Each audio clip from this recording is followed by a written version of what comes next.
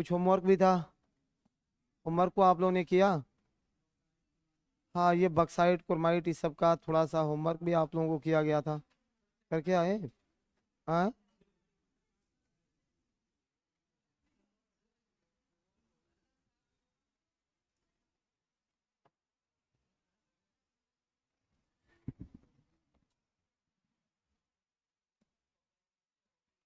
आप लोग किए कि नहीं? ये सब लोग का हुआ है?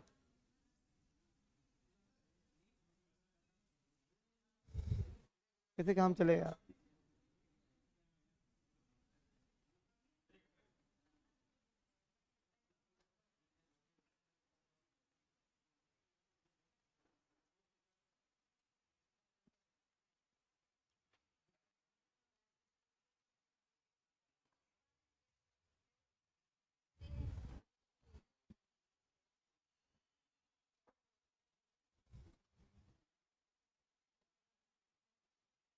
मैग्नीज बॉक्साइट ये सब तो कल हुआ था। सोना। सोना। हाँ, एक एक मिनट में एक एक को खत्म करेंगे, एक एक मिनट से ज्यादा नहीं लगाएंगे। ठीक है? हाँ, निश्चित रूप से जितनी जरूरी चीजें हैं उसको तो मैं, अरे उससे क्या बतियाएगा। हमको पता है ना कि कितना पढ़ाना है, चिंता नहीं करिए। वो सब हमको डिसाइड करने दीजिए ये कितना पढ़ाना है, क्या पढ़ाना है।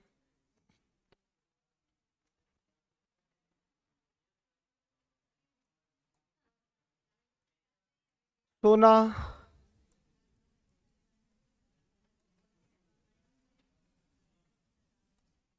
गोल्ड।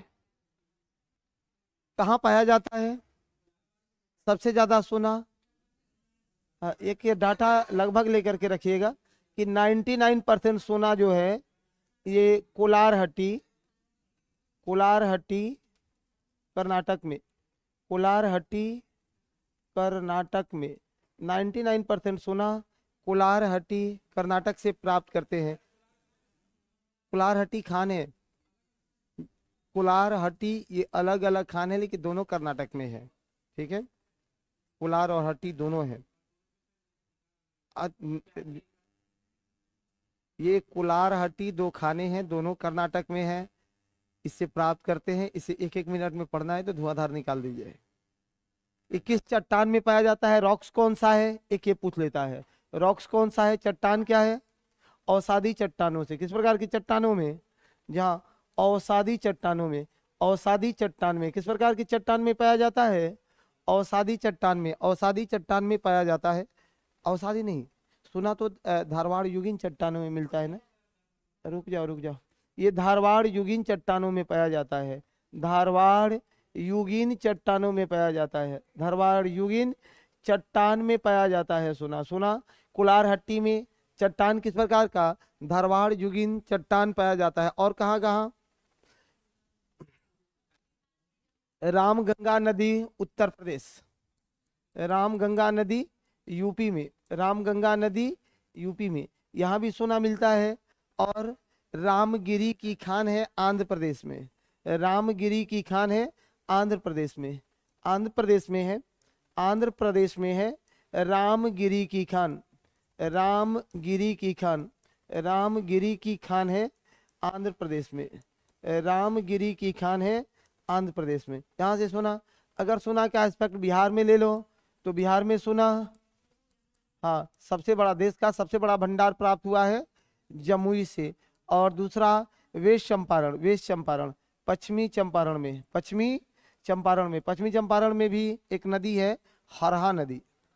जहाँ इसी हरहा नदी में सोने के बारीक कण पाए जाते हैं, सोने के बहुत बारीक पाए जाते हैं। कोलारहट्टी कर्नाटक में है, ये खान है, कोलारहट्टी खान है, माइंस वहाँ किए जाते हैं।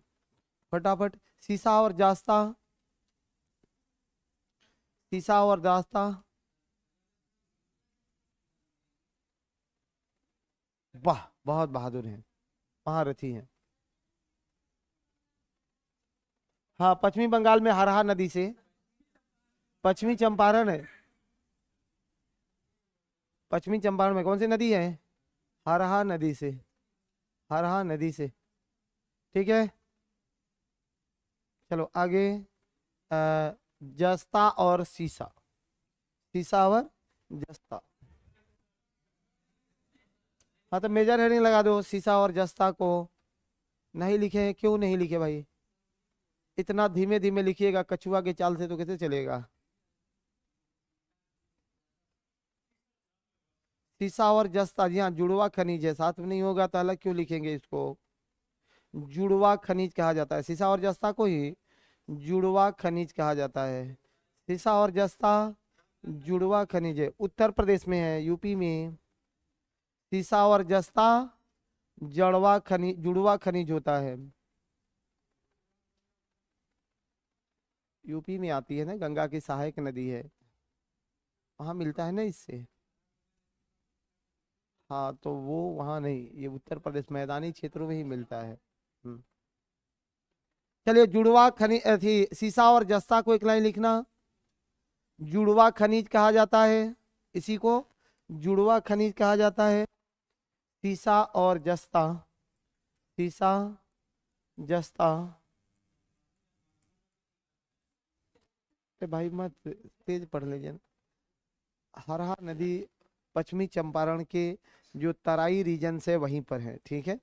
तराई रीजन यानी जो शिवालिक की पर्वत पादीय क्षेत्र है, वहीं एक छोटी नदी बहती है हरहा, उसी नदी में मिलता है, ठीक है। नरकटियागंज से आगे है, वहां से 40-50 किलोमीटर अंदर है। हाँ, सीसा और जस्ता बोलते क्या है इसको?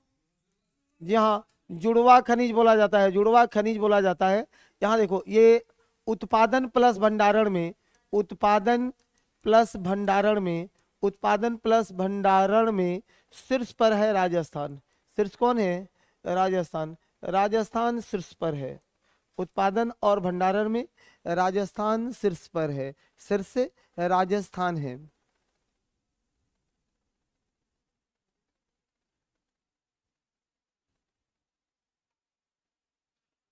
राजस्थान में एक खान है, बहुत बहुत इंपॉर्टेंट रहेगा, उदयपुर की खान। राजस्थान में, राजस्थान में एक खान है, उदयपुर की खान। उदयपुर जिले में, या जावर की खान, जावर की खान। उदयपुर खान ना लिख करके इसको लिख लो, जावर की खान। जिला है इसका उदयपुर, जिला है इसका उदयपुर। जावर की खान सबसे बड़ी खान है, सबसे बड़ी खान है, देश की सबसे बड़ी खान है सीसा और जस्ता के लिए।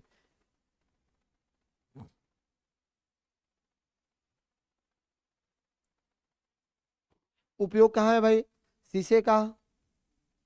शीशा का उपयोग क्या है?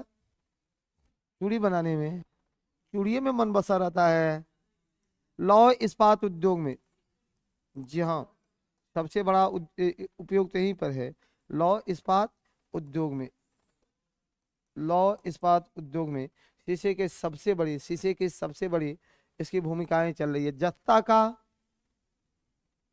जस्ता का, जस्ता का उपयोग क्या है? लोहा को जंगरोधी बनाने में, लोहा को जंगरोधी बनाने में, लोहा को जंग रोधी बनाने में, जंग रोधी बनाने में, जी हाँ, लोहा को जंग रोधी बनाने में।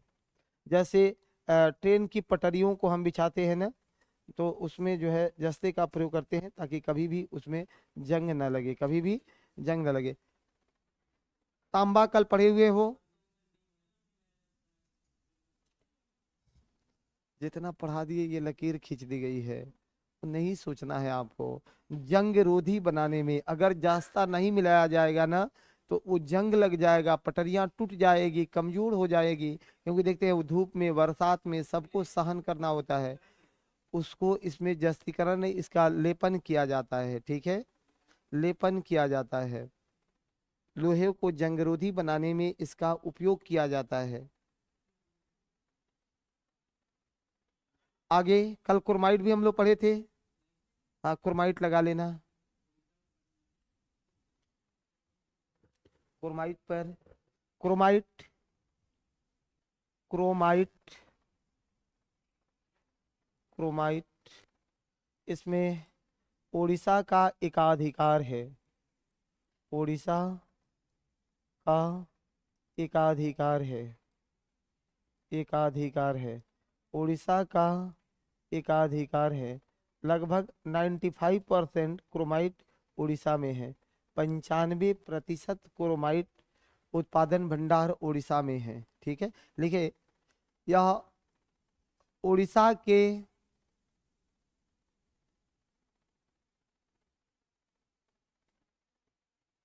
मैनेजमेंट को फोन करिए स्वीटी जी, क्या दिक्कत हो रही है, मैनेजमेंट को फोन करिए।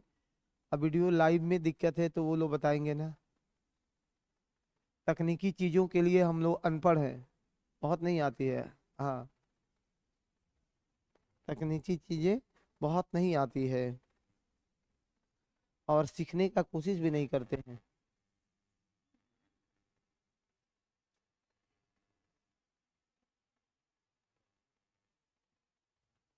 चलिए, नेक्स्ट आपसे पूछा जाएगा इसी में क्रोमाइट लिख रहे थे ना, लिखो सुकिंदा घाटी, सुकिंदा घाटी, सुकिंदा उड़ीसा में कौन सी ये घाटी है? सुकिंदा, सुकिंदा, सुकिंदा घाटी, यहाँ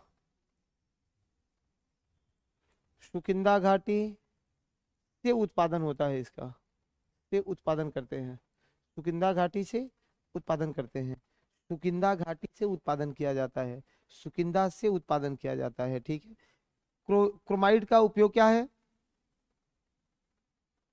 क्रोमाइड का उपयोग क्या है? क्रोमाइड से क्रोमियम प्राप्त करते हैं, क्रोमाइड से क्रोमियम प्राप्त करते हैं, क्रोमाइड से क्रोमियम प्राप्त करते हैं। इसका उपयोग, इसका उपयोग, इसका उपयोग कहाँ किया जाता है? हाँ, इसका उपयोग स्टेनलेस स्टील में किया जाता है, इसका उपयोग स्टेनलेस स्टील में किया जाता है, इसका उपयोग स्टेनलेस, स्टेनलेस स्टील में किया जाता है, स्टेनलेस उपयोग स्टील में ही इसका उपयोग होता है। स्टेनलेस स्टील, जंग रहित स्टील जो है बनाते किससे हैं? हाँ, लोहा, आयरन, क्रोमियम, क्रोमियम और कार्बन प्लस निकेल भी होता है इसमें, प्लस निकेल भी होता है, प्लस निकेल भी होता है। इससे बनाया जाता है स्टेनलेस स्टील, इसी से बनाते हैं स्टेनलेस स्टील, स्टेनलेस स्टील बनाया जाता है। ठीक है, यही में एक शब्द आया है निकेल, निकेल को भी देखो समराइज कैसे करते हैं, चीजें याद कैसे रहे। तो निकेल के भी उत्पादन में एकाधिकार है उड़ीसा का, इस पर भी निकेल उत्पादन में ही किसका? उड़ीसा का भी। निकेल में भी लिख लेना कि इसके भी उत्पादन में उड़ीसा का ही एकाधिकार है, निकेल उत्पादन में ही भी उड़ीसा का ही एकाधिकार है, निकेल में भी उड़ीसा का ही एकाधिकार है।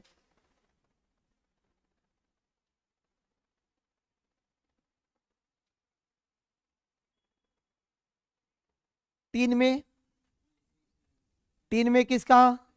हाँ, छत्तीसगढ़ का, तीन में छत्तीसगढ़ का, हटा दें, हाँ लिखिए लिखिए, तीन में छत्तीसगढ़ का, तीन में छत्तीसगढ़ का एकाधिकार है इस पर, छत्तीसगढ़ का एकाधिकार है, छत्तीसगढ़ का एकाधिकार है जी हाँ। और छत्तीसगढ़ के बस्तर से, छत्तीसगढ़ का डिस्ट्रिक्ट कौन सा है? बस्तर जिला से, छत्तीसगढ़ में बस्तर जिला से, बस्तर जिला से, छत्तीसगढ़ में बस्तर जिला से।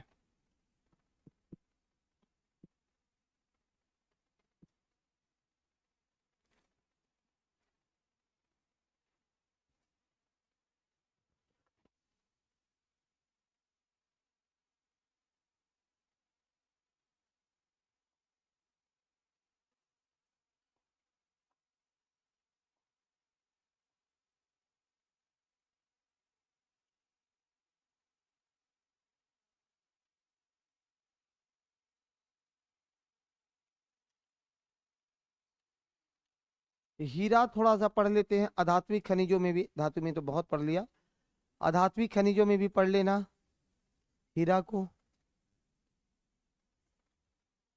अधात्विक खनिजें, हीरा,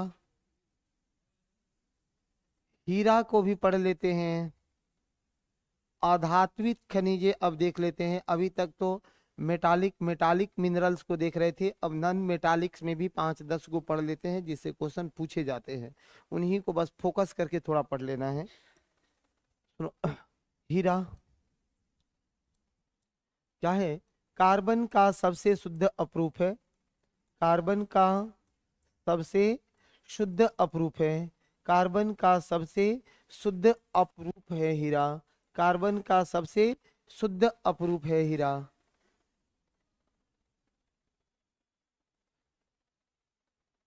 पाया कहाँ जाता है? हाँ लिखो।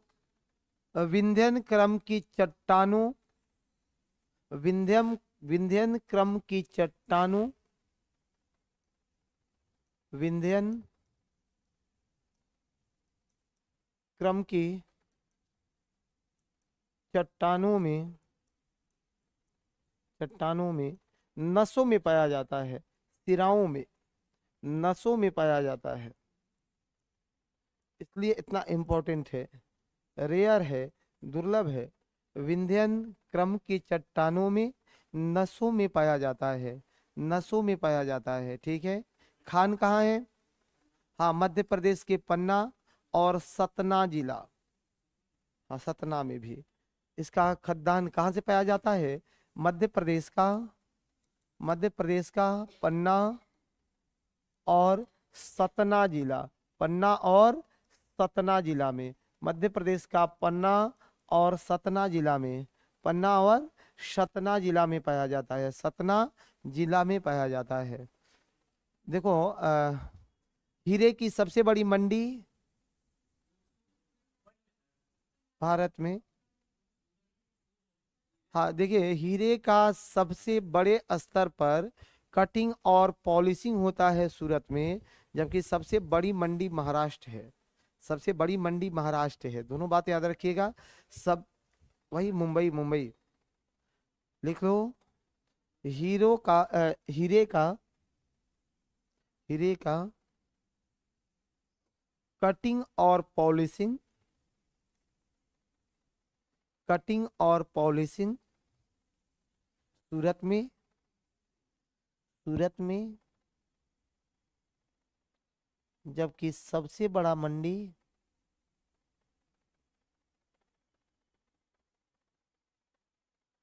जबकि सबसे बड़ा मंडी कौन सा है? मुंबई है, सबसे बड़ा मंडी मुंबई है। एक आता है गोलकुंडा की हीरा, पता है आपको? गोलकुंडा की हीरा कहाँ से प्राप्त किया गया था? कोहिनूर हीरा को गोलकुंडा से, कोहिनूर हीरा को हमने प्राप्त किया था गोलकुंडा से। ये हिस्ट्री वाले खंड में चल जाएगा। कोहिनूर हीरा, कोहिनूर हीरा को हमने प्राप्त किया था गोलकुंडा से। कितना कैरेट का है? 116 कैरेट का, गोलकुंडा से 116 कैरेट हीरे को हमने प्राप्त किया था। हीरे का सबसे शुद्ध रूप 116 कैरेट ही होता है।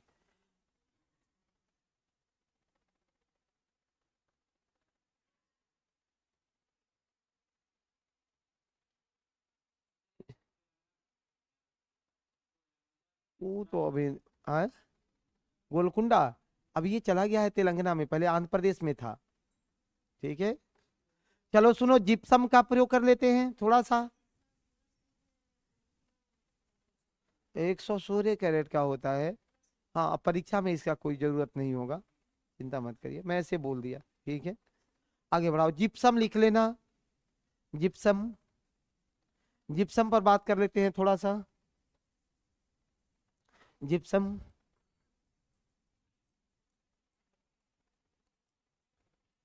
जिप्सम कहाँ से प्राप्त किया जाता है? जिप्सम का उत्पादन राजस्थान के हनुमानगढ़ जिला में, सबसे बड़ा उत्पादक और जो है भंडारक राजस्थान ही है। उपयोग कहाँ है इसका? उपयोग कहाँ है भाई? सबसे पहले कहिएगा कि सीमेंट निर्माण में इसका उपयोग कहाँ है? सीमेंट निर्माण में उपयोग कहाँ है? सीमेंट निर्माण में। और दूसरा उर्वरक निर्माण में, दूसरा है उर्वरक निर्माण में, दूसरा कहाँ है उपयोग है, उर्वरक निर्माण में। एक है सीमेंट निर्माण में और दूसरा है उर्वरक निर्माण में। सीमेंट और उर्वरक निर्माण में उपयोग है, सीमेंट और उर्वरक निर्माण में उपयोग है। जी हाँ, फर्टिलाइजर में कब करते हैं ये भी आपको पता है कि जब मृदा में क्षारीयता बढ़ जाए तो उसमें जिप्सम का प्रयोग किया जाता है, जिप्सम का प्रयोग किया। नमक, नमक का, नमक सबसे ज्यादा कहाँ से, नमक सबसे ज्यादा, हाँ सबसे उत्पादन में शीर्ष स्थान पर गुजरात है। अप्रोक्स जो है 90% नमक गुजरात के तटों से प्राप्त किए जाते हैं। 90% नमक गुजरात के तटों से प्राप्त किया जाता है। क्यों गुजरात से प्राप्त करते हैं भाई? हाँ, गुजरात से प्राप्त करने का कारण क्या है? सीधी बात है सर कि अरब सागर में लवणीयता या क्षारीयता, अरब सागर के जल में क्षारीयता क्या है, ज्यादा है बंगाल के खाड़ी की तुलना में, ठीक है। और 10% जो है ये राजस्थान के झीलों से, 10% राजस्थान के झीलों से, राजस्थान के झीलों से प्राप्त करते हैं, राजस्थान के झीलों से प्राप्त करते हैं, झीलों से प्राप्त करते हैं। जी हाँ, राजस्थान के झीलों से प्राप्त करते हैं। राजस्थान में कौन कौन सी झीलें हैं जहां से हम इसको प्राप्त करते हैं? सांबर, डिडवाना, चंद्रभद्रा। सांबर, डिडवाना, चंद्रभद्रा, तीनों का नाम याद रखना है। सांबर झील से प्राप्त करते हैं और कहां से? डिडवाना से, सांबर से, डिडवाना से, सांबर से, डिडवाना से। और एक है पंचभद्रा, पंचभद्रा, पंचभद्रा, पंचभद्रा, वहां भी है, पंचभद्रा ही है, नहीं चंद्रप्रभा नहीं बोले हैं मेरे भाई, पंचभद्रा है, पंचभद्रा है। बात थोड़ा सा यूरेनियम पर भी हो जानी चाहिए, यूरेनियम पर भी हो जानी चाहिए।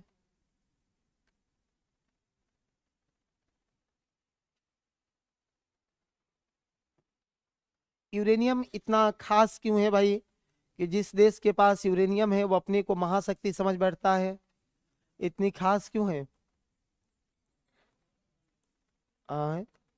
यूरेनियम इतना खास क्यों है? देखो 1 kg यूरेनियम से उतना एनर्जी पैदा होता है जितना 25 लाख kg जो है कोयला जलाने से प्राप्त होगा। ये एक्सपेक्टेशन है, 25 लाख kg कोयला जला करके जितना एनर्जी प्राप्त करोगे उतना एनर्जी 1 kg यूरेनियम से प्राप्त होता है। अब बताओ तो ये बातें वही है ना कि जिससे किसी की तुलना ही नहीं की जा सकती है, कुछ है।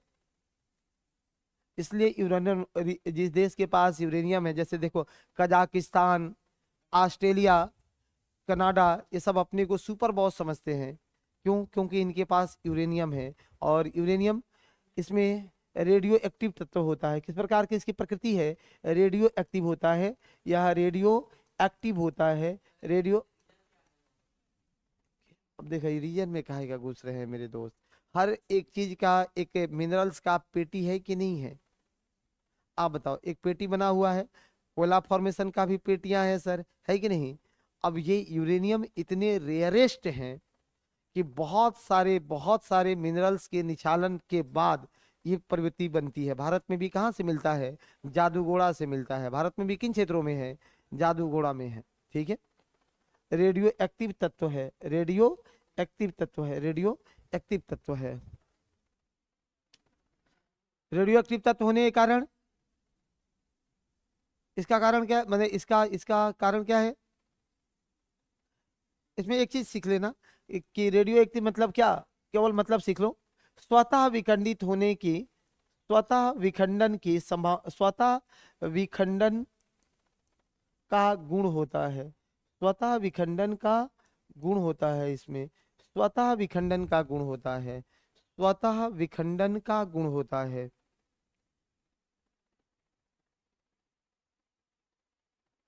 कहाँ से प्राप्त किया जाता है?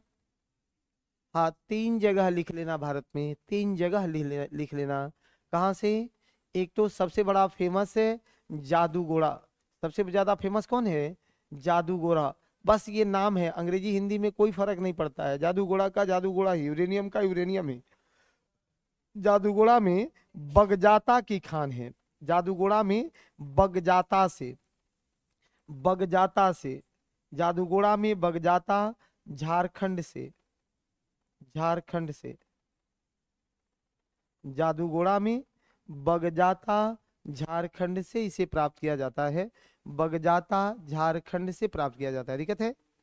नेक्स्ट आता है खांसी पहाड़ी, और खांसी पहाड़ी मेघालय में। दूसरा कहाँ से प्राप्त करते हैं? खांसी पहाड़ी। खांसी कहाँ है? जी हाँ, खांसी पहाड़ी मेघालय में। खांसी मेघालय में है, खांसी मेघालय में है। और जो तीसरा है तुम्मापल्ली। तुम्मापल्ली नाम सुने हो? जी हाँ, तुम्मापल्ली आंध्र प्रदेश में। आंध्र प्रदेश में, जी हाँ, तुम्मापल्ली आंध्र प्रदेश में। तुम्मापल्ली आंध्र प्रदेश में। तुम्मापल्ली आंध्र प्रदेश में, जी हाँ। किसका? मत पूछिए। अब आप खदोड़िएगा तो एक आध घंटा पढ़ाएंगे तब वो खत्म नहीं होगा। अब मैं तो चाहता हूं कि सबके बातों को जवाब दे दूं, है कि नहीं है? लेकिन निश्चित रूप से अब प्रतिशत पूछने लगिएगा तो आपके एग्जाम में नहीं आएगा। जानना हो तो सुनो। सबसे ज्यादा प्रतिशत रूप में लगभग 70%, अप्रोक्स 70% जो है, अप्रोक्स 70% जादूगोड़ा से, 70% जादूगोड़ा की खान से प्राप्त किया जाता है। ठीक है, 70% जादूगोड़ा से, और 30% में अन्य सब क्षेत्र हैं। तुम्मापल्ली, तुम्मापल्ली, दिक्कत है। आगे थोरियम। थोरियम कहां से प्राप्त करते हैं? थोरियम कहां से प्राप्त करते हैं भाई? केरल के तट पर मोनाजाइट बालू से थोरियम को प्राप्त करते हैं। जी हाँ, थोरियम को प्राप्त करते हैं केरल में मोनाजाइट बालू से। केरल मोनाजाइट बालू, मोनाजाइट, केरल में मोनाजाइट बालू से, केरल में मोनाजाइट बालू से प्राप्त करते हैं। थोरियम में को केरल में मोनाजाइट बालू से प्राप्त करते हैं।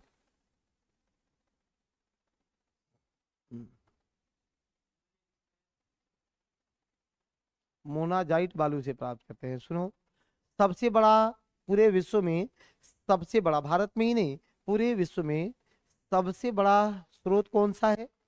भारत ही है। सबसे बड़ा भंडारक इसका भारत ही है। भारत सबसे बड़ा, सबसे बड़ा भंडारक है, सबसे बड़ा भंडारक है।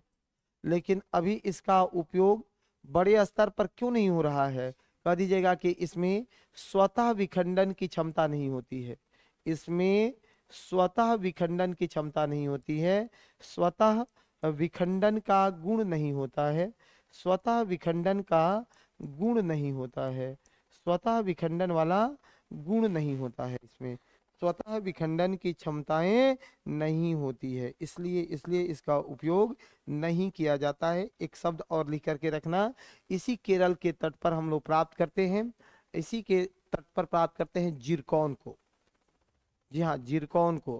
केरल के तट के बालू से भी जिरकॉन को प्राप्त किया जाता है। ठीक है, नोट लगा के नीचे लिख लो। जी हाँ, जिरकॉन लिखो, जिरकॉन, जी हाँ, जिरकॉन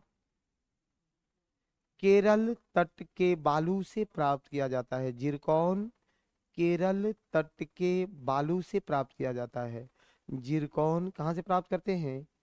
केरल तट के बालू से प्राप्त करते हैं। केरल तट के बालू से प्राप्त करते हैं। ठीक है, बहुत इसकी उपयोगिता आज उद्योगों में बड़े स्तर पर चल रही है सब जगह। ठीक है, ग्रेफाइट को एक लाइन में लिखिए, खत्म करिए ग्रेफाइट को भी। आज सब मिनरल सो ही जाएगा, कुछ बचेगा नहीं, एक दिन में मिनरल खत्म। चलो, ग्रेफाइट, ग्रेफाइट क्या है? हाँ, कार्बन का अपरूप है। ग्रेफाइट कार्बन का अपरूप है, कार्बन का अपरूप है। ग्रेफाइट कार्बन का अपरूप है। सुचालक है कि कुचालक? हाँ, कार्बन का अपरूप है, कार्बन का अपरूप है, कार्बन का ये अपरूप है। उपयोग कहाँ करते हैं? कहाँ? जिरकॉन, बोर्ड पर लिख दे, जिरकॉन।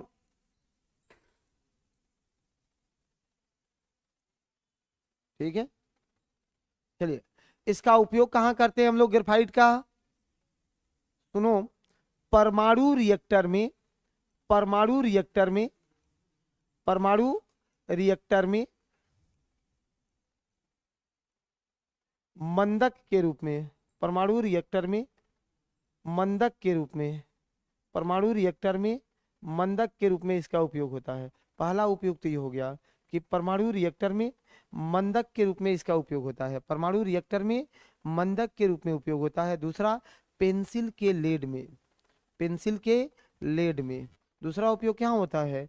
पेंसिल के, पेंसिल के लेड में इसका उपयोग होता है, लेड में उपयोग होता है, पेंसिल के लेड में उपयोग होता है। पेंसिल का जो लेड बनाते हैं उस पेंसिल के लेड में का उपयोग होता है। सबसे बड़ा उत्पादक कौन है ग्रेफाइट में? सबसे झारखंड कहाँ से आ गया इसमें? तमिलनाडु। सबसे बड़ा उत्पादक कौन है? उत्पादक है तमिलनाडु, ग्रेफाइट में तमिलनाडु, तमिलनाडु सबसे बड़ा उत्पादक है, तमिलनाडु। देखिए पेंसिल वेंसिल पर सबसे ज्यादा नटराज उटराज का पेंसिल आता है, देखा है?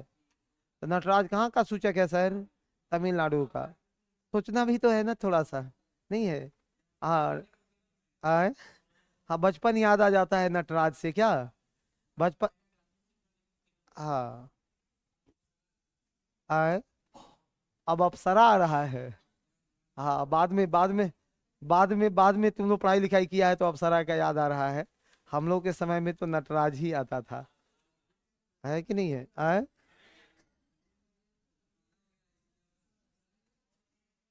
हम्म, अब फाउंटेन पेन से लिखा है कि नहीं कभी?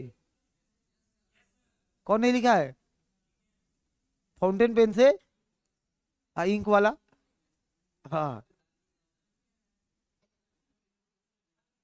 हाँ, झाड़ के जो लिखते हैं। अब्बा, हाँ दवात में पानी लेके जाते थे असियाई, किसी का घरता था तो उसमें डाल देते थे, कहता तो बहुत पंटटो रख ले है। तुम्हारा नहीं चल रहा है क्या? हाँ, और घर पे अभिभावक लोगों ने शुरू में कहा है, सुनो, कि लिखेगा नीब वाला पेन से तब हैंडराइटिंग बनेगा। पहले लोगों का है कि नीब वाला पेन से लिखेगा तो हैंडराइटिंग बनेगा। देखो अब बच्चों को मेहनत करने का बहुत कम कम स्कोप है। पहले बहुत स्कोप था, लोग मेहनत करके पढ़ते थे। अब मेहनत करके पढ़ते थे तो उनमें चेतना भी होती थी। अब देखिए हर चीजों का समाधान आ गया। बच्चों को तकनीकी का माध्यम से शुरू से ही उसको पढ़ाया जा रहा है कि नहीं है? तकनीकी इतनी हावी हो गई जी, नहीं बिल्कुल मैं इसे अच्छा नहीं मानता हूं। आज बच्चे हैंडराइटिंग अच्छा बनाए इसके लिए देखो कर्सर कॉपी आ रहा है, कर्सर पेन आ रहा है कि नहीं? उसमें लिख करके लेटर आया हुआ है और वो खूब खूब लिखता है और जीवन में कहियो लिखने नहीं आता है उसको। इसी तरह की बात है, जैसे अंग्रेजी मीडियम विद्यालयों के बच्चों को आज तक भी टेबल याद नहीं हुआ, वैसे ही उसको भी हैंडराइटिंग ठीक नहीं है। हाँ कोई डंके के चोट पर इस क्लास में भी बैठे हुए लोग अपना एनालिसिस करना कि बड़े बड़े सीबीएसई स्कूल में पढ़ने वाले बच्चों को 20 तक का टेबल नहीं याद होता है। वो करने लगते हैं कि 2 1 जा 2 2 2 जा 4 2 3 जा, अरे हमारी मदर टोन नहीं है। 2 1 जा 2 2 2 जा 4 कभी गायब हो जाएगा। बचपन में हम लोग ने चिल्लाया दू दूना दू दू दूना दू दू एकम दू दू दूना 4, आज भी नहीं भूलता है। भूलता है किसी को? नहीं है। इसमें कोई इंग्लिश मीडियम है जिसको 20 तक पढ़ा याद हो? मेरे एग्जाम्पल को तोड़ दो आज यहाँ पढ़ करके, अवार्ड दिलवा देते हैं। कोई है इंग्लिश मीडियम? ऑनलाइन ऑफलाइन कोई भी? अरे डिमांड मैं करूंगा ना, मात्र 20 तक का टेबल सुनाना है। कोई भी इंग्लिश मीडियम स्टूडेंट आके ऑन कैमरा मेरे मिथक को तोड़ सकता है कि बच्चों को याद नहीं रहता है। देखिए एग्जाम्पल मिल गए ना। हिंदी मीडियम में कोई ऐसा है जिसको भूल गया हो?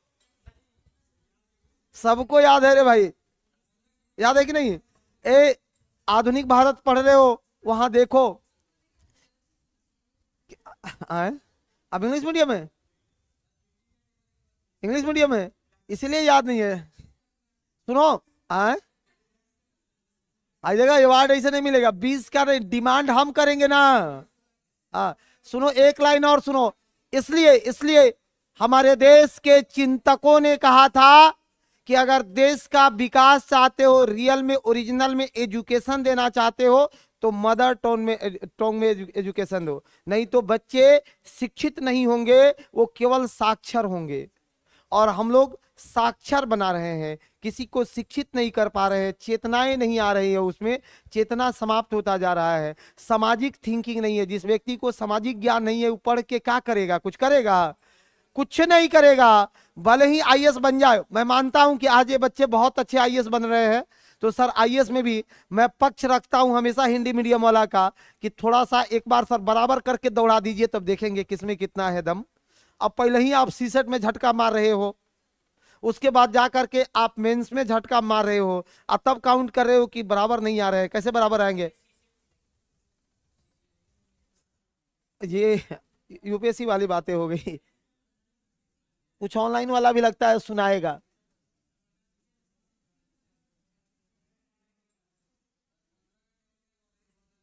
आए?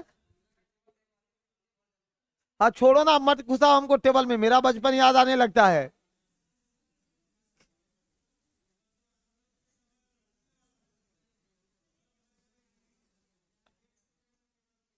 एक सेकंड में टेबल तैयार।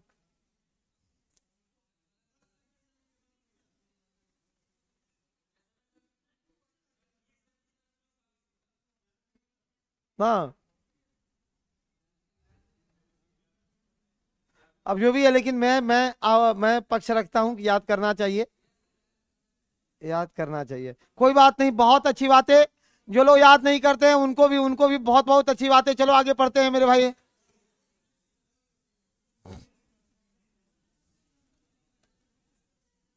चलिए कोयला पढ़ लेना, कोयला को पढ़ लेना, बहुत काम का टॉपिक होगा। कोयला, कोयला को पढ़ लेना मेरे भाई। मीडिया वाला भी टीचर लोग का इंटरव्यू लेता है ना, वो चिंता है कि कौन कौन इसमें सीबीएसई वाला है, जाके माइक धरा देता है सीबीएसई वाला सर को कि सर पढ़ाइए पढ़िए तो 17 का टेबल। अभी लोग कहता है कि हम सीबीएसई, तब तक तो 10 क्वेश्चन और दे दिए रहता है। तो वो धरता है, हाँ सब धरता है कि कौन कौन इसमें सीबीएसई का है। हाँ, हाँ।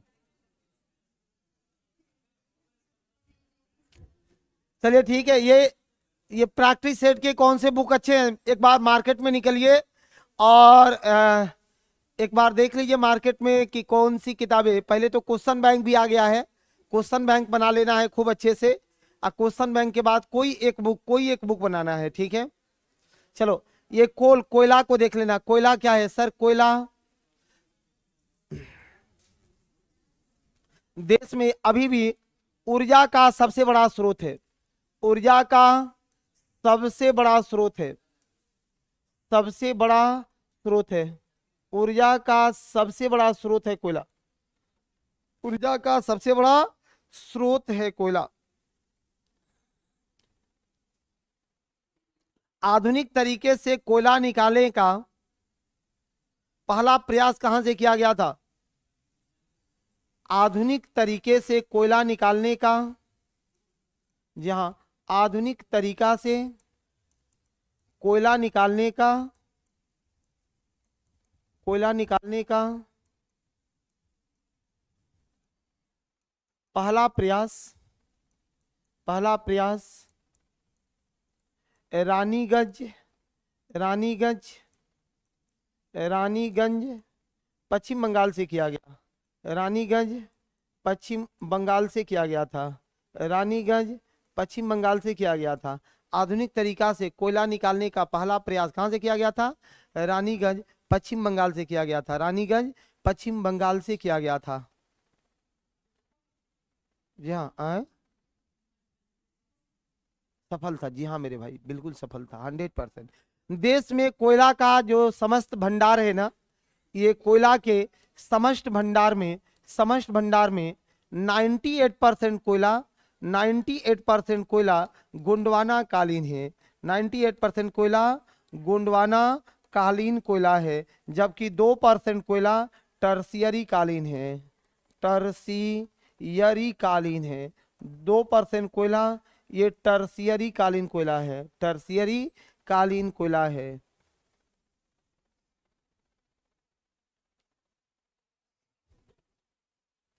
गोंडवाना कालीन कोयला है। इसी में लिख लेना नीचे, जस्ट इसी के नीचे कि गोंडवाना कालीन कोयला, गोंडवाना कालीन कोयला, गोंडवाना कालीन कोयला सामान्यतः, हाँ बहुत अच्छे, चलो, गोंडवाना कालीन कोयला सामान्यतः बिटुमिनस प्रकार का होता है। बिटुमिनस प्रकार का होता है। किस प्रकार का होता है? बिटुमिनस प्रकार का होता है। गोंडवाना कालीन कोयला बिटुमिनस प्रकार का होता है। गोंडवाना कालीन कोयला बिटुमिनस प्रकार का होता है। यह छोटा नागपुर पठार के साथ साथ, चाहे छोटा नागपुर पठार के क्षेत्रों में प्राप्त होता है, के क्षेत्रों में प्राप्त होता है।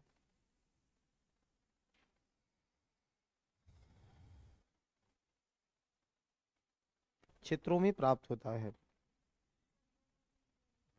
टर्सियरी, टर्सियरी बोलते ना, टराना, वही टर्सियरी, टर्सियरी वाला। सुनो, लिखो, टर्सियरी कालीन कोयला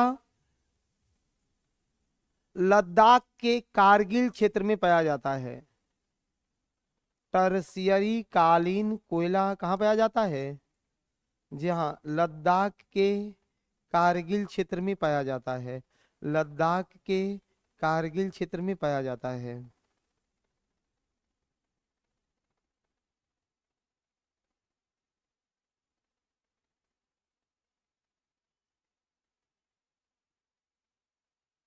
कुछ खान जरूर इसका लिखेगा, हर स्टेट का खान लिख लेना है। जैसे कोरबा, कोरबा कहाँ, हाँ फटाफट लिखते जाओ। कोरबा, बोर्ड पर लिखना पड़ेगा कि लिख दीजिएगा? लिख लेंगे। कोरबा, कोरबा छत्तीसगढ़ महानदी बेसिन में, छत्तीसगढ़ में, जी हाँ, कोरबा छत्तीसगढ़ के महानदी बेसिन में, छत्तीसगढ़ के महानदी बेसिन में।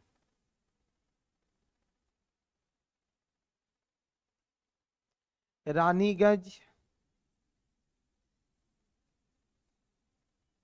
रानीगंज दामोदर घाटी पश्चिम बंगाल, दामोदर घाटी पश्चिम बंगाल में।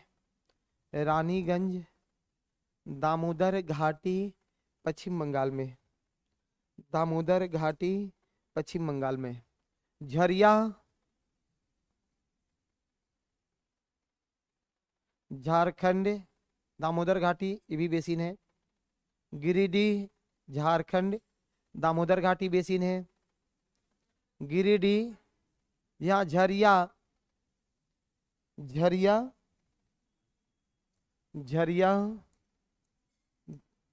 दामोदर घाटी में, दामोदर घाटी बेसिन है।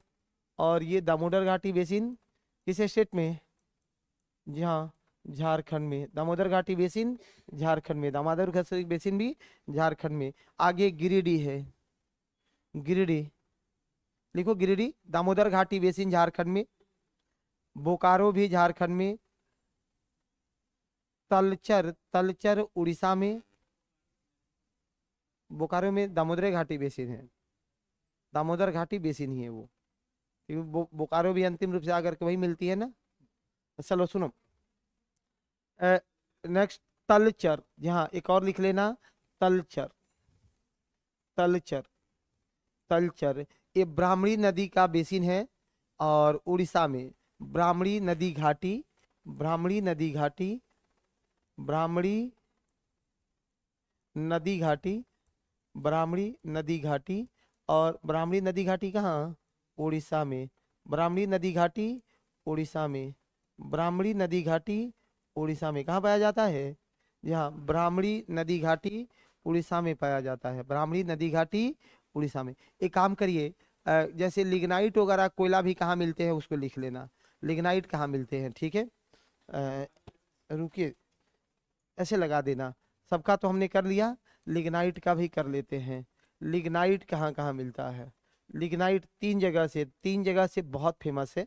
एक जगह है नवेली, एक जगह है नवेली, नवेली तमिलनाडु में, नवेली तमिलनाडु में लिग्नाइट कोयले की खान। बोर्ड पर रहिए, मेरे साथ रहिए भाई, छूट जाएगा। लिग्नाइट कोयला नवेली से, नवेली किस राज्य में? जी हाँ, तमिलनाडु में। नवेली, नवेली तमिलनाडु में, तमिलनाडु में नवेली तमिलनाडु में प्राप्त होता है। नवेली कहाँ से? तमिलनाडु से, नवेली तमिलनाडु में प्राप्त करते हैं। माकुम असम में, माकुम असम में, माकुम, माकुम क्षेत्र से। और माकुम क्षेत्र कहाँ है? असम में।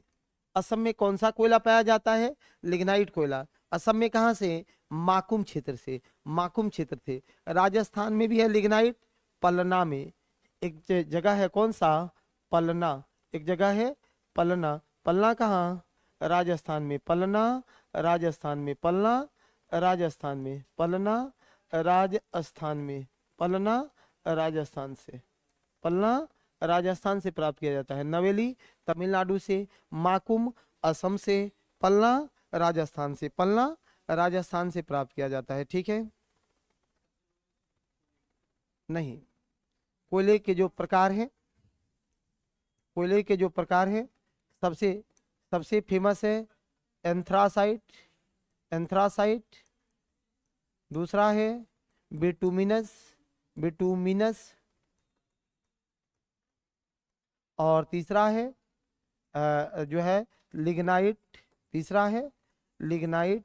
और नेक्स्ट है पिट कोयला, नेक्स्ट है पिट कोयला। नेक्स्ट कौन सा है? पिट कोयला है, जी हाँ।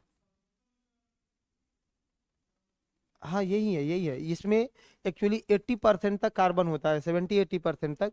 और यही कारण है कि ये सर्वोत्तम रहा है। इसके 80 अप्रॉक्स 80-85% तक रहता है, ठीक है।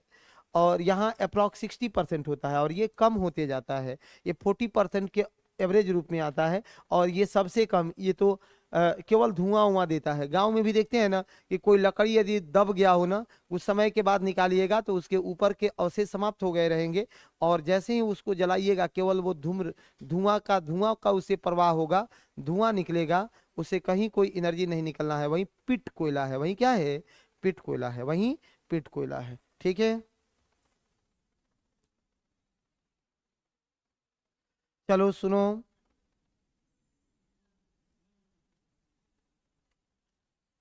कोयला के बाद थोड़ा पेट्रोलियम पर बात कर ले क्या आप लोगों से? एक लाइन पेट्रोलियम पर भी बात कर ले, पेट्रोलियम पर भी बात कर ले आज। पेट्रोलियम,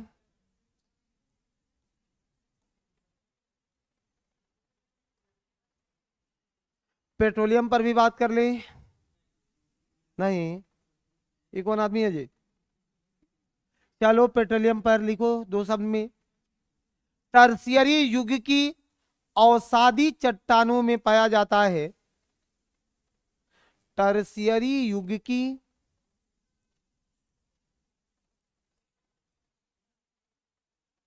टर्शियरी युग की अवसादी चट्टानों में, अवसादी चट्टानों में, टर्शियरी युग की अवसादी चट्टानों में पाया जाता है, टर्शियरी युग की अवसादी चट्टानों में पाया जाता है। हाइड्रोकार्बन यौगिक का मिश्रण है, हाइड्रोकार्बन यौगिक का मिश्रण है। यह किसका मिश्रण है? हाइड्रोकार्बन, जी हाँ, हाइड्रोकार्बन, हाइड्रोकार्बन यौगिक का, हाइड्रोकार्बन यौगिक का मिश्रण है। हाइड्रोकार्बन यौगिक का मिश्रण है मेरे भाई, जहाँ तेल अप्रॉक्स 70% होता है, तेल 70% होता है। तेल कितना? 70% तेल होता है, वाइल 70% होता है, और प्राकृतिक गैस 30% होता है। प्राकृतिक गैस 30% होता है। प्राकृतिक गैस 30% होता है। प्राकृतिक गैस 30% अप्रॉक्स होता है, 30% होता है। प्राकृतिक गैस 30% होता है। यही इसके मिश्रण का एक स्वरूप आता है। भारत ही नहीं, पॉइंट लगा करके कुछ लिख लेना, भारत ही नहीं, भारत ही नहीं बल्कि एशिया में, भारत ही नहीं बल्कि एशिया में सर्वप्रथम पेट्रोलियम उत्पादन, भारत ही नहीं बल्कि एशिया में जहाँ सर्वप्रथम पेट्रोलियम उत्पादन असम के माकुम क्षेत्र में किया गया। असम के माकुम क्षेत्र में किया गया। कौन सा क्षेत्र है? असम का माकुम क्षेत्र में किया गया है। 1867 में किया गया था, 1867 में किया गया था, जी हाँ, 1867 में, 1867 में असम का। हाँ सुनो, लेकिन शुरुआत की गई है असम के डिगबोई में। पहला बार उत्पादन किया गया था माकुम क्षेत्र में, लेकिन शुरुआत किया गया था 1869 में डिगबोई से। ठीक है, नीचे पॉइंट लगा करके मेंशन कर लीजिए, कंफ्यूजन हो रहा हो तो।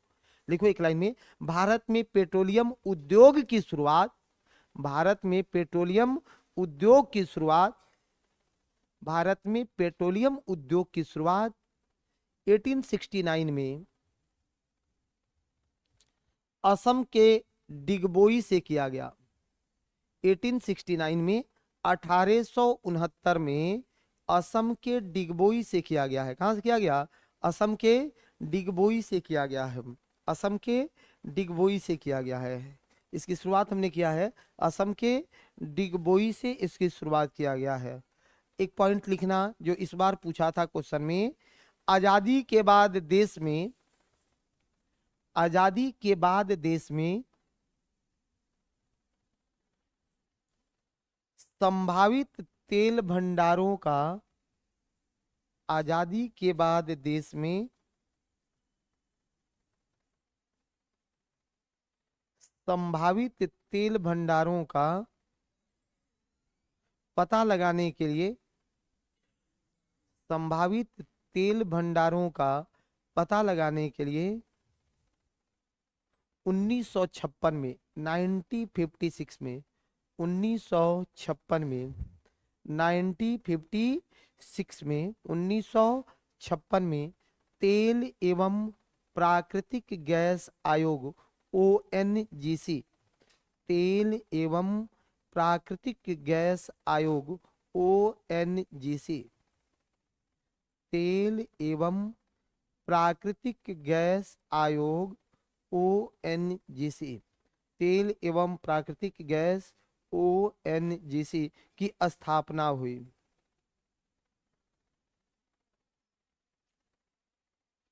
की स्थापना हुई, ये VVI रहेगा। एक पॉइंट और इसमें जोड़ो, 1994 में, 1994 में, 1994 में इसका नाम बदलकर, 1994 में इसका नाम बदलकर, इसका नाम बदलकर, इसका नाम बदलकर तेल एवं, 1994 में इसका नाम बदलकर तेल एवं प्राकृतिक गैस निगम,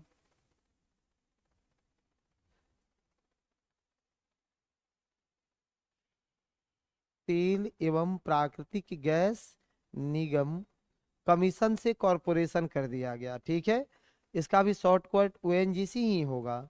की स्थापना हुई। आए, तेल एवं प्राकृतिक गैस निगम कर दिया गया, निगम कर दिया गया, कॉरपोरेशन कर दिया गया।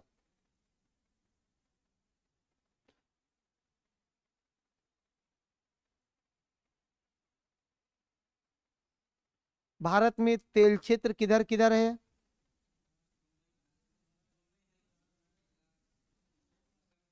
तेल क्षेत्र किधर है भारत में? ये छोटा हेडिंग लगा लो, तेल क्षेत्र, तेल क्षेत्र।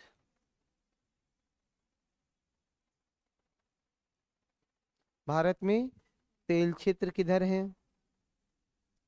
तेल क्षेत्र है असम घाटी तेल क्षेत्र, नंबर 1 लिखो, असम घाटी तेल क्षेत्र, असम घाटी तेल क्षेत्र।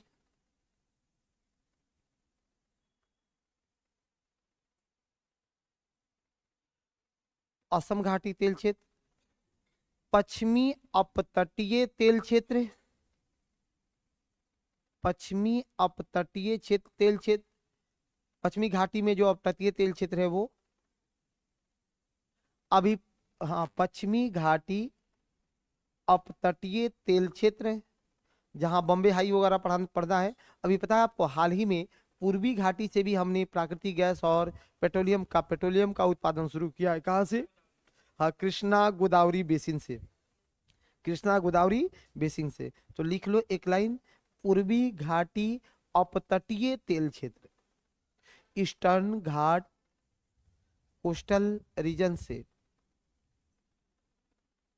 और पूर्वी घाटी अपतटीय तेल क्षेत्र,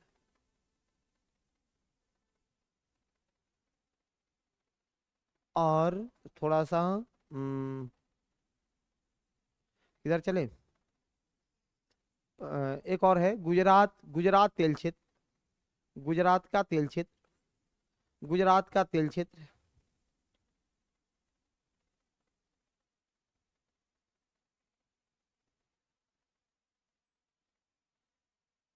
असम में कहां कहां से प्राप्त होता है?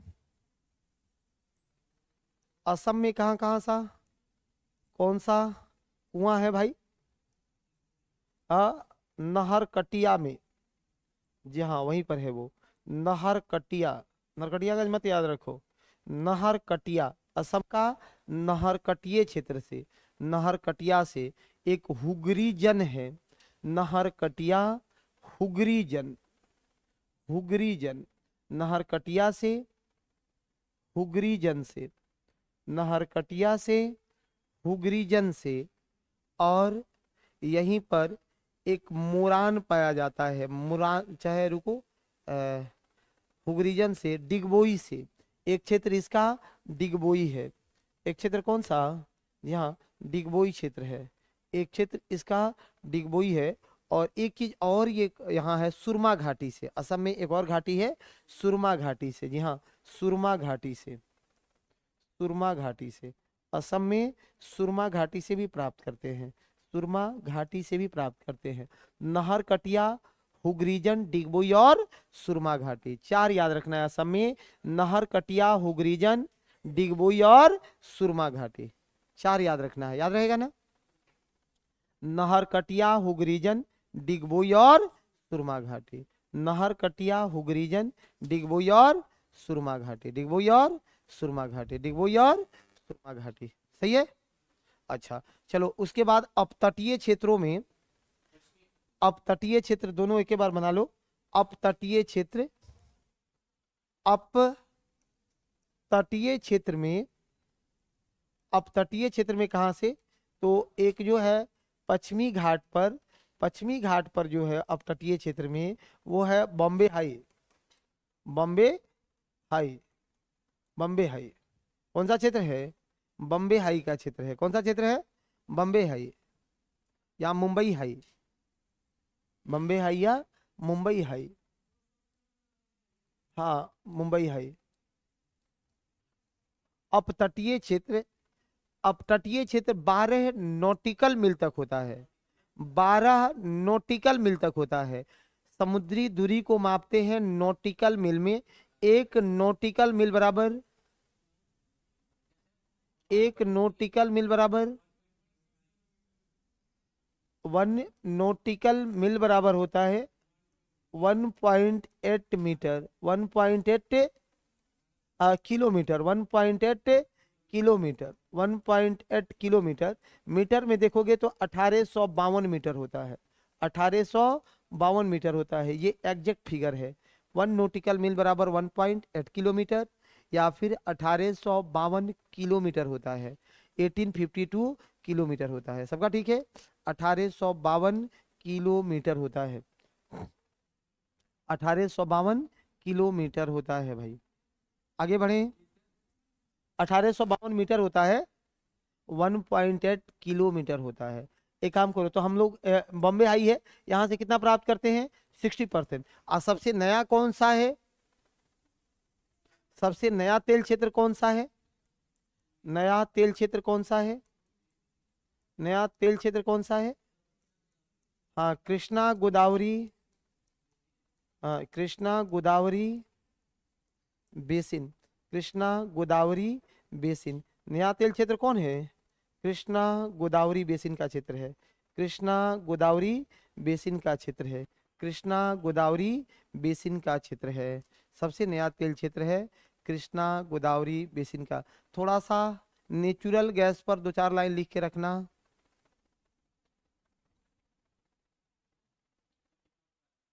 इसका अभी तो निकाला ही जा रहा है भाई। चलो नेचुरल गैस में एक लाइन लिखना,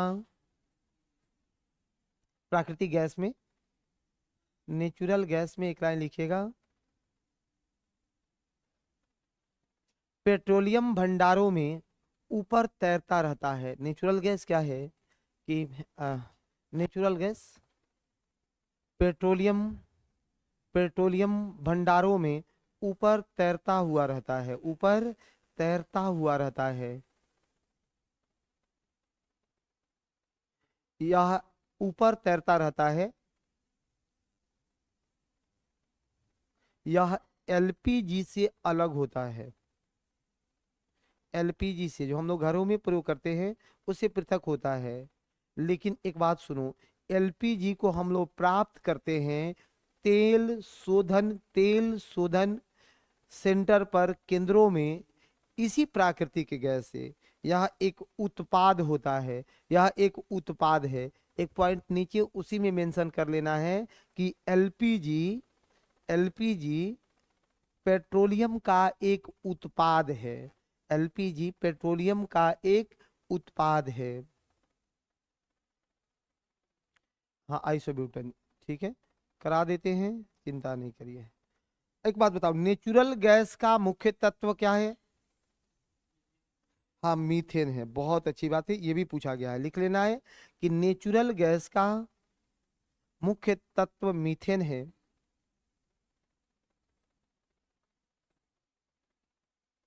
मीथेन है। मीथेन कैसे प्राप्त होता है? तो पेड़ पौधे वनस्पति के सड़ जाने से, गोबर वगैरह के खानों से, दलदली स्थानों से, दलदली स्थानों से। एक चीज और लगाना कि ये तो हो गया। ब्यूटेन का मुख्य तत्व क्या है, सॉरी एलपीजी का मुख्य तत्व क्या है? ब्यूटेन है। हाँ उसको भी लिखो, पता चल जाएगा कि दोनों अलग कैसे हैं। लिखिए एलपीजी का मुख्य तत्व ब्यूटेन है,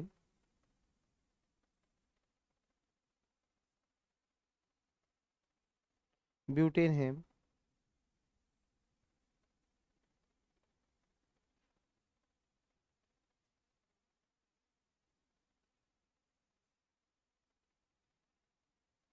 ब्यूटेन है और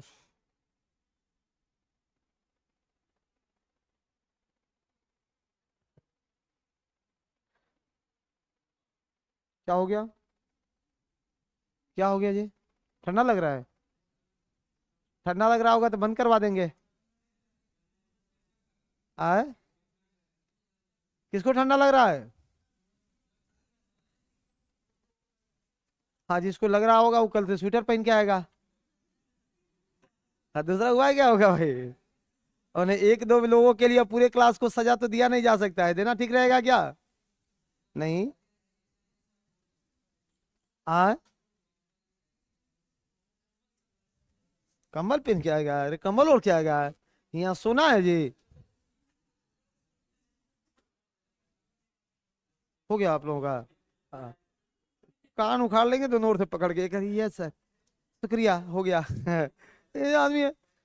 चलो सुनो, थोड़ा सा अपतटीय खनिज पर आपसे बात कर लेते हैं, दो चार शब्द इस पर भी बातें करेंगे। अपशोर, अपशोर जो होता है, अपतट होता है। अपतट कहते किसको हैं? सुनो, अपतट है क्या? तो महासागरों में जो, सुने, सागर के समीप जो खनिज संसाधन को हम प्राप्त करते हैं, ऑफशोर या अपतटीय कहलाता है। किसी भी क्षेत्र के अपतटीय खनिज पर राज्य सरकार की कोई हिस्सेदारी नहीं होती है, बल्कि वह केंद्र सरकार के अधीन आता है। एक बार यह भी पूछा है कि अपतटीय खनिज किसके किसके क्षेत्राधिकार में आता है? राज्य सरकार, केंद्र सरकार, दोनों के, एक से अधिक, इनमें से कोई नहीं। ये सीधे सीधे केंद्र सरकार के अंतर्गत आता है, राज्य सरकार का कोई इस पर अधिकार नहीं होता है। इसलिए बम्बे हाई से जो हम लोग खनिज प्राप्त करते हैं ना, वो खनिज किसके अंतर्गत आता है? भारत सरकार के अंतर्गत आता है। एक शब्द में अपतट लिख लो, अपतट। अपतट अंग्रेजी में अपशोर, अंग्रेजी वर्ड क्या है उसके लिए? अपशोर, अपशोर, अपशोर। ठीक है, सुनो, नहीं बोलना है ना। देखिए, वह खनिज भंडार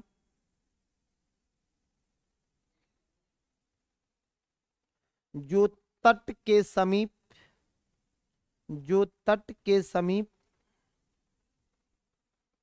अर्थात 12 नॉटिकल मील के क्षेत्रों में हो, अर्थात 12 नॉटिकल मील वाले क्षेत्र में हो, 12 नॉटिकल मील वाले क्षेत्र में हो, 12 नॉटिकल मील वाले क्षेत्र में हो, उसे अपतटीय कहा जाता है, उसे अपतटीय कहा जाता है,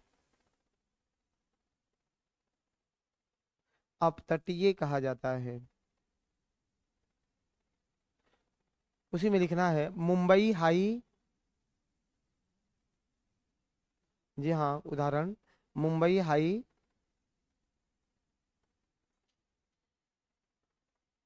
सबसे बड़ा अपतटीय भंडार है, अपतटीय भंडार है, सबसे बड़ा अपतटीय भंडार है। मुंबई हाई सबसे बड़ा अपतटीय भंडार है। संविधान क्या कहता है, ये लिख लेना कि संविधान में क्या चर्चा की गई है मेरे भाई।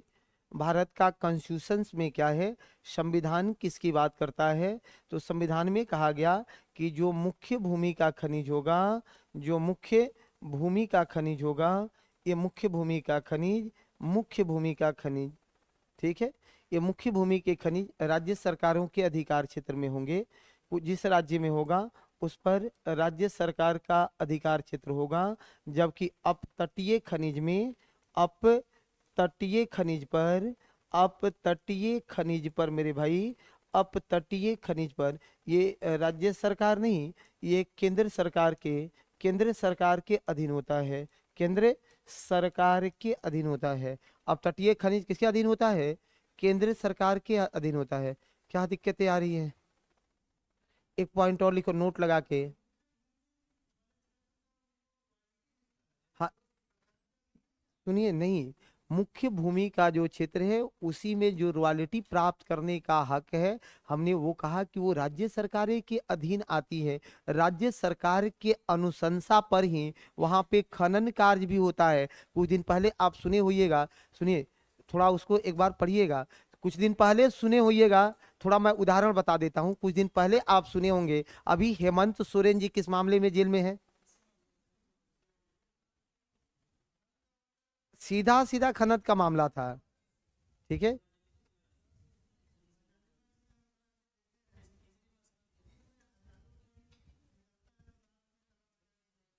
हाँ, वो तो अंदर की बातें हैं।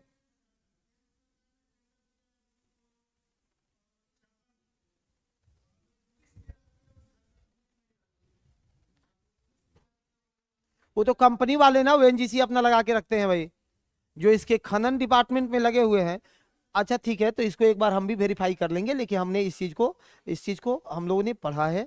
एक बार हम इसको फिर से बहुत चीजों पर अप्रूव कर लेंगे, कल इस पर बातें होगी, लेकिन हमको एक बार और इसको अप्रूव कर लेने दो, एक बार और इसको बहुत सारा सोर्स से खंगाल लेने दो, फिर इस पर बात करेंगे, ठीक है। अब मैं चीजों को मान लेता हूँ कि अगर चीजें अगर आपको लगती हो ना, देखो ये तो ठीक है, लेकिन ये क्यों लगती है मैं ज्यादा कल आपको क्लियरफाई कर दूंगा कुछ और उदाहरण लगा के इस पर, ठीक है। मुख्य भूमि पर जो है राज्य सरकारों के अधीन आता है। दूसरी बात है, एक लाइन लिखना, अगर देश में चाहे ऐसे पेट्रोलियम का उत्पाद, छोटा हेडिंग लगाओ, पेट्रोलियम का उत्पाद, पेट्रोलियम का उत्पाद, पेट्रोलियम, पेट्रोलियम का उत्पाद, पेट्रोलियम का उत्पाद, पेट्रोलियम के उत्पाद कौन कौन से उत्पाद में है इसके, भाई पेट्रोल है, इसी में पेट्रोल है, पेट्रोलियम में क्या आता है, पेट्रोल है, और कौन कौन से उत्पाद है इसके, इसमें पेट्रोल है, और इसी में डीजल है, डीजल है, पेट्रोल है, डीजल है, किरोसिन है, पेट्रोल डीजल किरोसिन, मिट्टी तेल, मोमबत्ती, जी हाँ मोमबत्ती, अब petroleum jelly, petroleum jelly, petrol diesel मोमबत्ती, पेट्रोलियम जेली, ग्रीस, और सबसे लास्ट में आता है तारकोल, क्रूड ऑयल, सबसे लास्ट का है तारकोल, जी हाँ।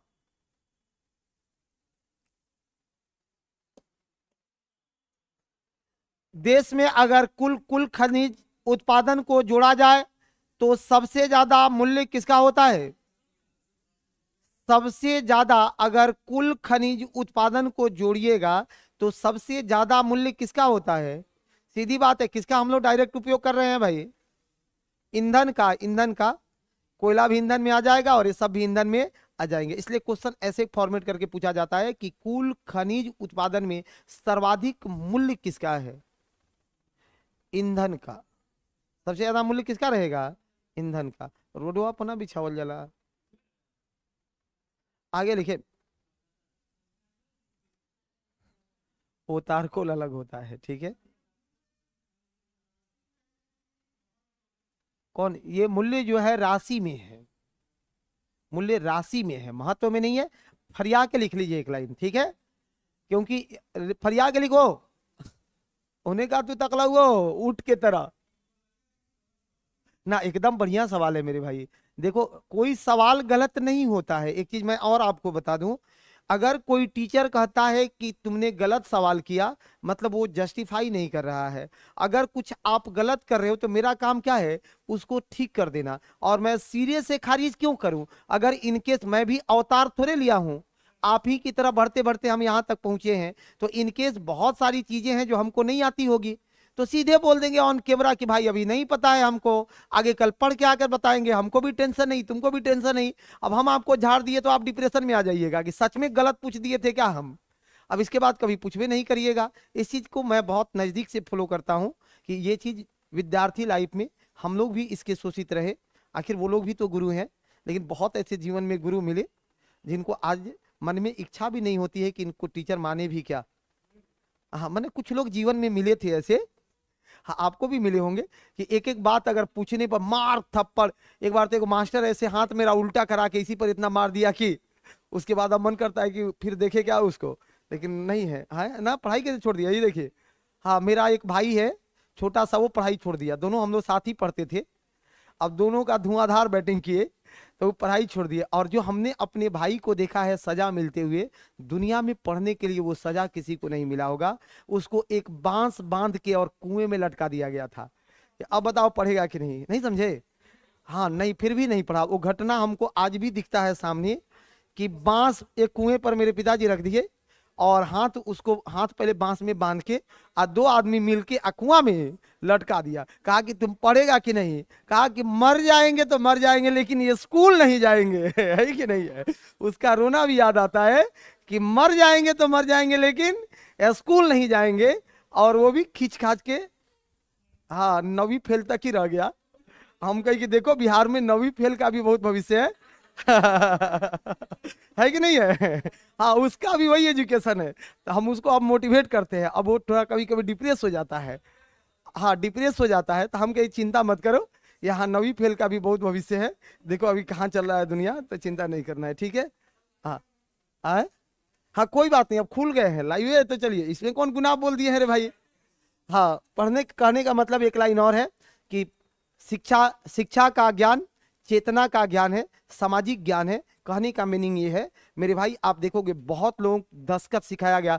अकबर को सिग्नेचर करना सिखाया गया, लेकिन मुगलों में सबसे दिवेस्ट प्रशासन कौन किया? अकबर ने किया है। वही तो है, उसको दस्तखत करना सिखाई। आई जोधाबाई तो कही कि रे बुर्बक, तुमको अकबर लिखने भी नहीं आता है, आओ इधर लिखाते हैं। तो अकबर सिखाई उसको। और देखिए दिवेश प्रशासन चल रहा है उसका, चला कि नहीं चला?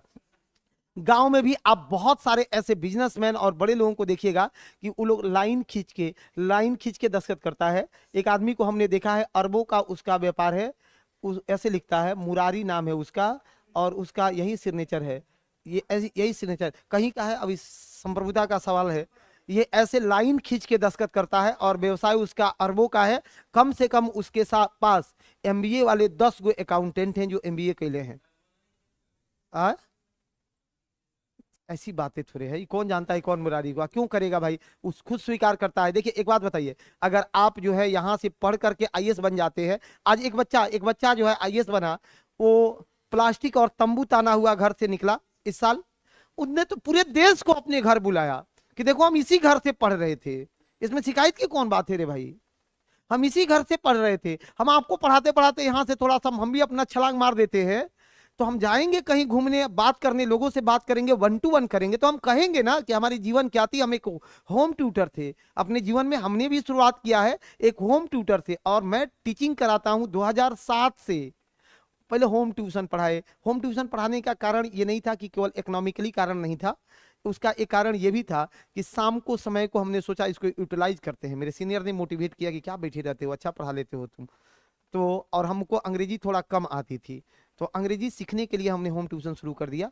उसके बाद थोड़ा थोड़ा बच्चों ने ही हमको अंग्रेजी सिखा दिया, हकीकत बोल रहे हैं। क्योंकि पहली बार हमको एक 9th क्लास डीएवी की बच्ची मोतिहारी में हमको ट्यूशन पढ़ाना मिल गया। मेरा स्कूलिंग वगैरह सब मोतिहारी से है। तो वही एक डीएवी की लड़की थी, हमको अंग्रेजी में, हम लोल टाइप के आदमी थे, और 9th क्लास डीएवी वहाँ का सबसे अच्छा स्कूल है। अब उसको पढ़ाने चल गए। हिम्मती आदमी तो बहुत है, कहीं देखते हैं। अब उस पर एक फंडा अपनाए, कहे कि इस थोड़ा कम समझती है उसके मम्मी से, इसको समझ कम आता है। कहे कि सच बात बोल रहे हैं सर, आज तक इतना टीचर लोग पढ़ाया लेकिन बीमारी कोई नहीं पकड़ा। ये हम ही जानते हैं, आप ही जानते हैं। मम्मी एकदम खुश मस्त। हम कहे कि चलो, हम कहे कि तुम क्वेश्चन को पहले 2 बार पढ़ो। अब एक बात बताओ, तुम लोग को इंग्लिश नहीं आए और कोई आपको 2 बार अगर क्वेश्चन समझा दे तो नहीं बना दीजिएगा? सीधे सीधे बना दीजिएगा। अब वो लड़कियां एक बार पढ़ती थी तो हम सोच लेते थे कि क्या कह रहा है। इतना अंग्रेजी कम आता था हमको मैथ में, सच बता रहा हूँ, ये कह का रहा है। और दूसरा बार पढ़ती थी तो हम कहे कि अब तुम समझ गई? तो यस सर समझ गए। तो ये क्या कहा, तो वो बता देती थी, हम पकड़ के खींच देते थे उसको। हो गया। ये प्रक्रिया बहुत दिनों तक चला और हमको अंग्रेजी ठीक ठाक आने लगा। और उसके बाद तो हम इसके आदी हो गए। आपसे शेयर कर रहे हैं, हम इसके आदी हो गए। इसके 2 फायदे हैं, अगर आपके पास मौका हो तो सब लोग पकड़ लो। पहला कि शाम के समय में कोई भी अभिभावक होम ट्यूशन पढ़वाता है, वो आपका रफ टाइम होता है। आप कुछ भी कर लो, 5-6 बजे आपको पढ़ने में मन नहीं लगता होगा, ये मेरा गारंटी है।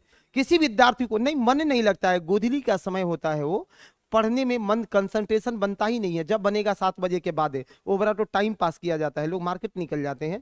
तो वो समय का सदुपयोग करो। 2 घंटा 2 होम ट्यूशन पढ़ा लो। पटना में रहते हो तो 4 दूना 8,000 रुपया महीना आपको मिल जाएगा। मस्ती से राजा की तरह खा के रहिएगा।